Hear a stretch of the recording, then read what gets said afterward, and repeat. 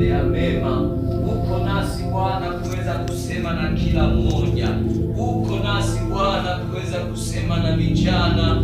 Uko nasi Bwana kuweza kusema na kila mmoja ambaye atapokea habari hizi Bwana. Yeyote aliyeko hapa, hata waliyeko miisho ya nchi, Bwana utaenda kusema nao, utaenda kuwa pamoja nao, ukiwasaidia, ukiwawezesha. Neno lako Bwana likawahuishe, kila atakayelisikia akapokee badiliko kwenye maisha yake Bwana, kwenye maisha yake Bwana, akapokee badiliko la kipekee, ukimtendea mema, ukimsaidia, ukimpa ujuzi, ukimpa kufahamu, ukimpa kutafakari yaliyo mapenzi yako Bwana kwenye maisha yake ya kila siku. Baba, ukitenda kazi katika maisha yake, ninakushukuru sana, maana uko nasi Bwana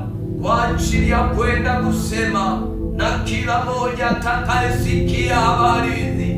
Roho Mtakatifu, ukatufundishe leo. Tunakuhitaji mahali hapa Bwana, ukatufundishe mwenyewe, maana wewe ndiye mwalimu wetu. Sote tunapokea kutoka kwako Bwana. Asante maana uko nasi Bwana kuweza kututendea mema. Uko na kila moja, uko na watu wote walioko mahali hapa, hata walioko kwingine ambao watasikia habari hizi Bwana.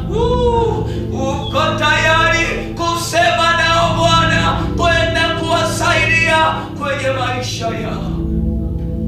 Asante Bwana, pokea sifa na heshima, maana unastahili.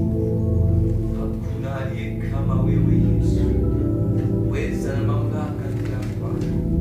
Ninakushukuru Mungu mwema, kwa sababu unatosha, katika jina la Yesu. Amen. Bwana Yesu asifiwe.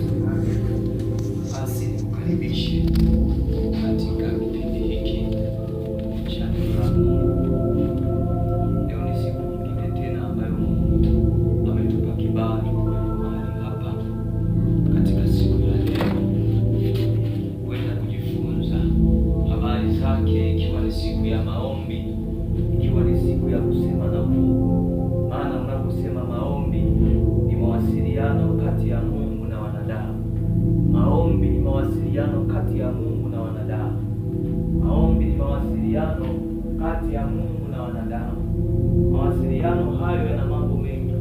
Kama leo hii mawasiliano yalivyo na malengo mengi, na maombi ni hivyo hivyo. Bwana Yesu atusaidie. Amen. Bwana Yesu asifiwe. Amen. Unaweza ukaenda kuwasiliana na Mungu ukiwa unahitaji kitu fulani. Unaweza kwenda kuwasiliana na Mungu ukiwa umepeleka shukrani zako. Unaweza kwenda kuwasiliana na Mungu ukiwa umepeleka sifa zako mbele zake. Unaweza kwenda kuwasiliana na Mungu ukiwa unamrudishia utukufu. Maombi ni mawasiliano kati ya Mungu na mwanadamu. Maombi ni mawasiliano kati ya Mungu na mwanadamu. Kama yalivyo mawasiliano mengine, maombi ni mawasiliano pia, lakini mawasiliano haya yana vigezo vyake. Kama yalivyo mawasiliano mengine pia, maombi yana vitu vya kuzingatia. Maombi yana vitu vya kusimamia. Si jambo la kukurupuka wala si jambo la kukaribishwa. Ni jambo la kuelezwa, ni jambo la kuelimishwa, ni jambo la kufundishwa. Walio wengi wajue, watu waelewe kwamba maombi ni kitu gani. Pengine umekuwa ukiomba tu bila kuelewa na kutambua kwamba maombi ni kitu gani. Leo utambue ya kwamba maombi ni mawasiliano kati ya mtu na Mungu. Bwana Yesu asifiwe. Bwana Yesu asifiwe sana. Mungu aliyeumba mbingu na nchi, aliyeumba kila kitu ambacho unakiona. Maombi ni mawasiliano kati yako wewe na huyo Mungu aliyeumba mbingu na nchi, Mungu aliye mtakatifu sana. Maombi ni mawasiliano kati yako wewe na Mungu aliye mtakatifu sana. Ili maombi hayo na mawasiliano hayo yaweze kufanikiwa, kuna vitu muhimu sana ambavyo unapaswa kuvizingatia kama mtu uliyeokoka, kama Mkristo unayetarajia kwenda mbinguni. Bwana Yesu asifiwe sana. Basi nikukaribishe tuangalie neno la Mungu ambalo linahusu mambo muhimu ya kuzingatia kuhusu maombi. Mambo muhimu ya kuzingatia juu ya maombi. Kuhusu maombi.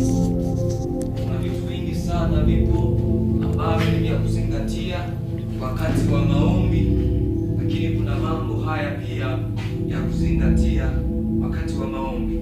Fungua Biblia yako, kitabu cha Mambo ya Nyakati wa Pili.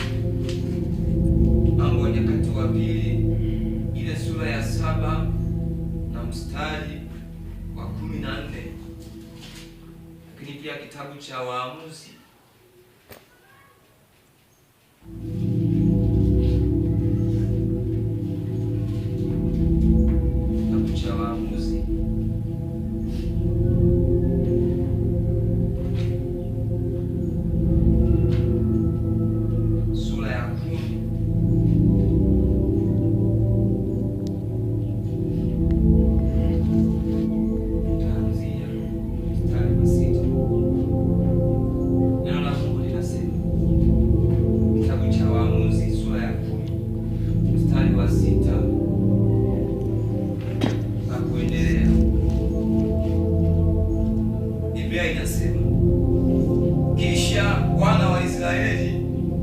walifanya tena yaliyo maovu mbele za macho ya Bwana, wakawatumikia Mabaali na Maashtorethi na miungu ya Shamu na miungu ya Sidoni na miungu ya Moabu na miungu ya wana wa Amoni na miungu ya Wafilisti, nao wakamwacha Bwana wala hawakumtumikia yeye.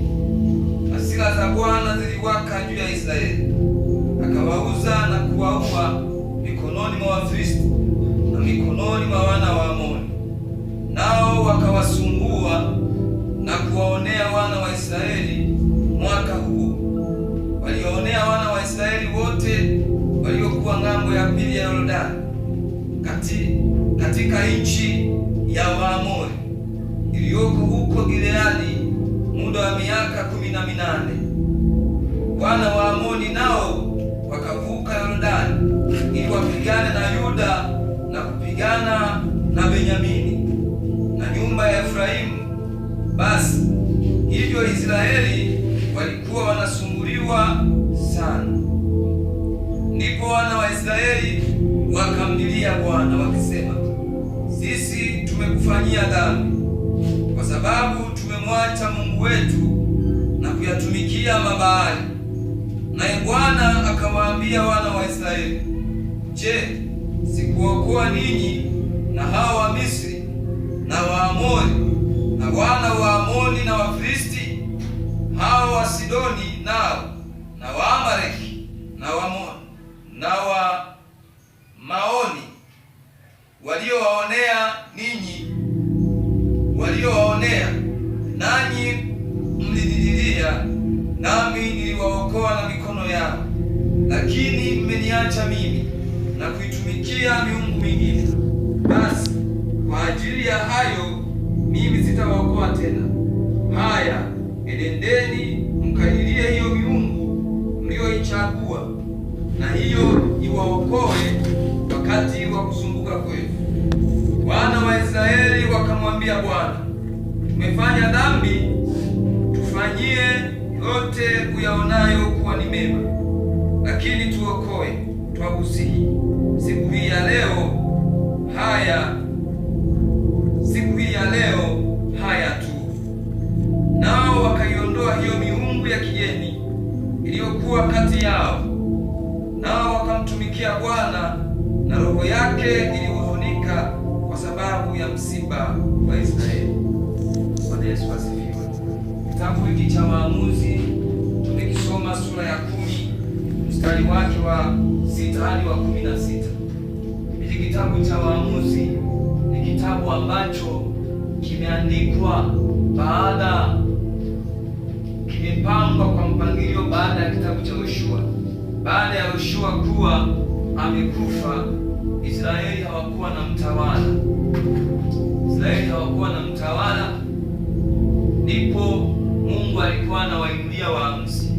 Ndipo habari zikaandikwa hapa. Tumetoka kusoma habari, zilikuwepo habari za Gideoni, lakini tumetoka kusoma pia hapo nyuma, sura ya hapo nyuma ukisoma na habari za Abimeleki. Ukisoma habari hizo utaona, lakini kuna habari za mwamuzi mwingine anaitwa Tora hapo mstari wa kwanza sura ya 10, lakini huu mstari wa 6 hiyo sura ya 10 Biblia inaendelea kuzungumza wana wa Israeli walikuwa wanatenda maovu, kwa sababu wakati huo walikuwa hawana mfalme, walikuwa hawana mtawala wa kuweza kuongoza. Kila mtu alifanya kitu ambacho yeye mwenyewe alisikia tu kufanya. Walikuwa wanafanya tu kila kitu ambacho mtu mwenyewe alijisikia kufanya. Walikuwa hawana uongozi wote wa kuongoza. Kila mmoja alienda kwa njia yake ambayo alikuwa anaitaka. Ndipo katika sura hii, sura ya 10 mstari wa 6 unasema wakafanya tena maovu. Kumbuka huko mwanzo walipofanya maovu katika ile sura ya 6, Mungu aliwatia katika mikono ya Wamidiani, wakateswa muda mrefu. Ndipo Gideoni akaja kuwaokoa. Baada ya muda mfupi tena wakatenda uovu, wakaingia kusumbuliwa na hao Waamaleki, hao Waamoni wakaanza kuwasumbua Waamori, wakaanza kuwasumbua. Yalikuwa ni mataifa yaliyokuwa yanakaa eneo lile la Kanaani. Wakati huo wakaanza kusumbuliwa nayo tena. Kwa sababu gani? Kwa sababu gani wanasumbuliwa? Ni kwa sababu wamemwacha Mungu, ni kwa sababu wameiacha sheria ya Mungu, ni kwa sababu wamesahau ni namna gani waenende wao kama watu wa Mungu, wao kama wateule wa Mungu, wao kama watakatifu wa Mungu, ni namna gani ambayo wanatakiwa waenende. Walisahau jinsi gani ambavyo wanapaswa waenende, wamfuate Mungu. Mungu anawaambia hapa, je, mimi sikuwaokoa na Wafilisti? Sikuwatoa huko, sikuwaokoa katika mikono ya mateso? Mungu anawakumbusha, kwa nini kunitendea haya? Kwa nini kurudi tena kutumikia miungu mingine? Kosa waliolifanya, walianza kuabudu miungu mingine. Waliabudu Mabaali, wakaabudu Maashtoresi, wakaabudu miungu mingine, wakamkosea Mungu. Mungu akawaacha, wakamkosea Mungu.